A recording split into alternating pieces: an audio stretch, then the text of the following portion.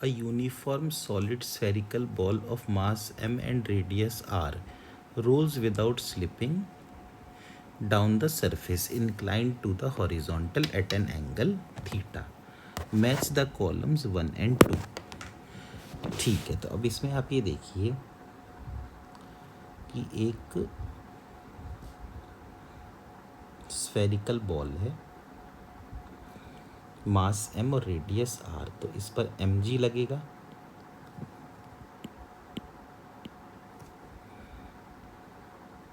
mg लगेगा, एक normal reaction लगेगा और पीछे की तरफ स्टैटिक फ्रिक्शन लगेगा।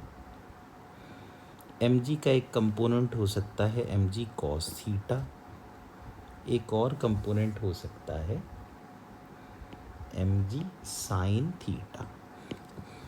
तो हम लिख सकते हैं एक इक्वेशन की mg sin theta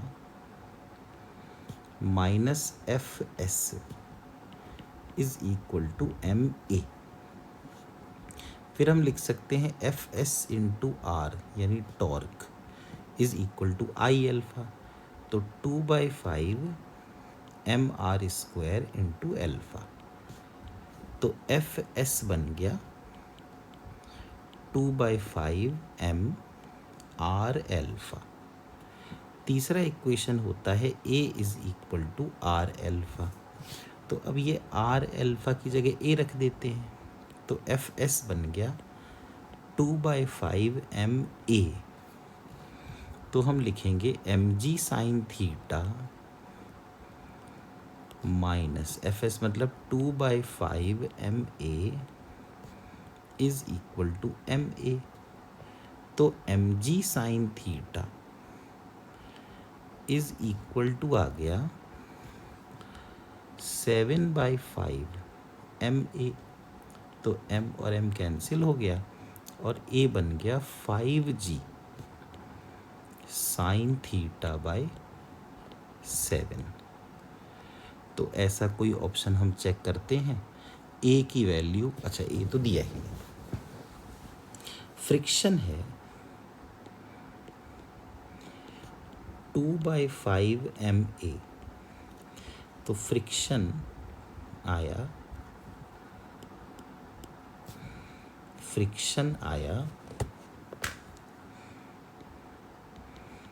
2/5 into M और ए है 5g साइन थीटा बाय 7, यानी कि स्टैटिक फ्रिक्शन की वैल्यू आ गई 2 mg साइन थीटा अपॉन 7। ये आई स्टैटिक फ्रिक्शन की वैल्यू। तो static friction 2 mg sine theta by 7। इसका मतलब कि जो ये A है ये P से मैच कर रहा है, तो A का हो गया, सॉरी Q से मैच कर रहा है, तो A का हो गया Q। अब दूसरा दिया है कोफिशिएंट ऑफ फ्रिक्शन, तो देखिए ये जो भी एफ एस है, this 2 mg sine theta by 7 which is the static friction, it should be less than equal to mu S N. और n की वैल्यू किसके बराबर होगी? ऑब्वियसली n की वैल्यू mg cos थीटा के बराबर होगी, तो 2 mg sine theta by 7 is less than equal to mu S, n का मतलब mg cos थीटा, तो mg और mg कट गया, तो mu S should be greater than equal to 2 tan theta upon 7। तो ऐसा कोई ऑप्शन चेक करते हैं, बिल्कुल आ रहा है बी ऑप्शन एस के साथ मैच हो रहा है, तो ए का क्यू हो गया और बी का हो गया एस।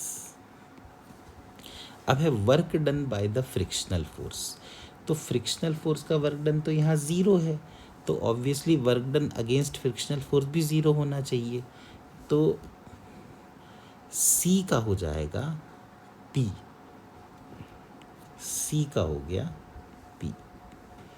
अब काइनेटिक फ्रिक्शन फोर्स कितना है, काइनेटिक फ्रिक्शन फोर्स है ही नहीं, तो इसका हो जाएगा 0। अच्छा, फ्रिक्शन इन्वॉल्व्ड इज, तो एक तो हमने ये 2/7 mg sin θ निकाल भी दिया, उसके अलावा friction involved is static friction, तो जो ए है उसका क्यू भी हो जाएगा और ए का ही आर भी हो जाएगा।